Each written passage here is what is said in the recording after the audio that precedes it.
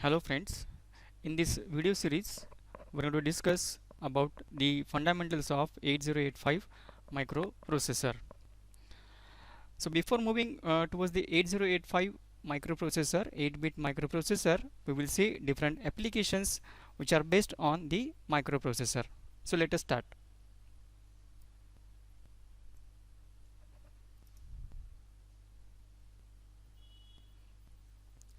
So in this picture we can able to see different applications which are running on the microprocessor.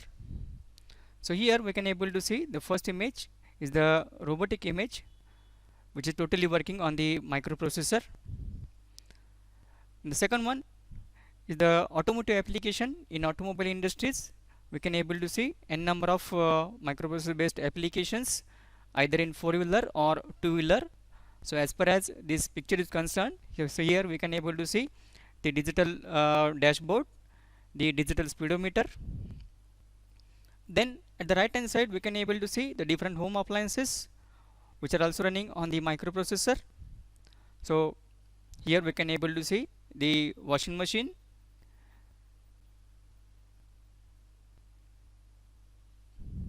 the coffee maker machine, refrigerator, LCD TV, LED TV, digital camera, then your smartphone.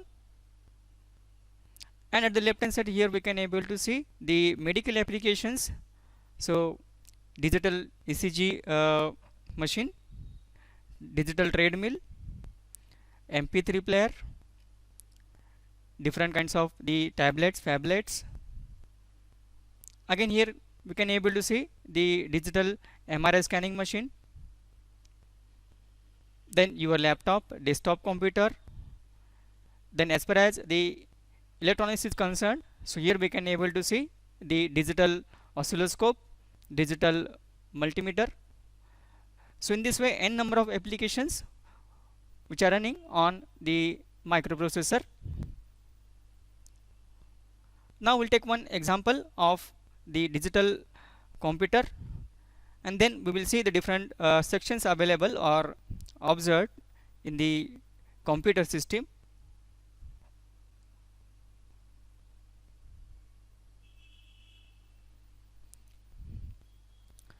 As we know, digital computer is the programmable machine specially designed for making the computation, either personal computer or the mainframe computer.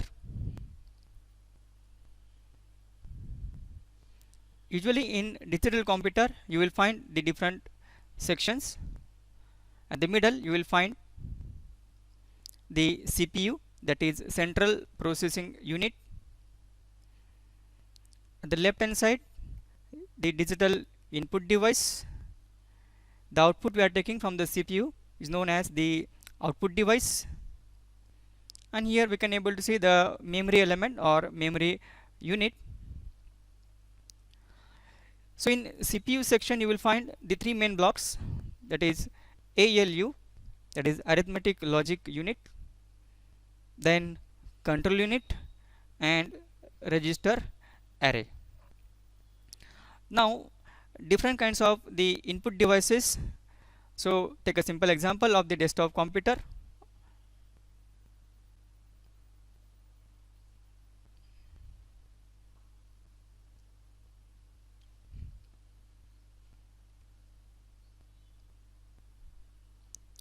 So input devices are nothing but which are responsible to give the command or inputs to the CPU.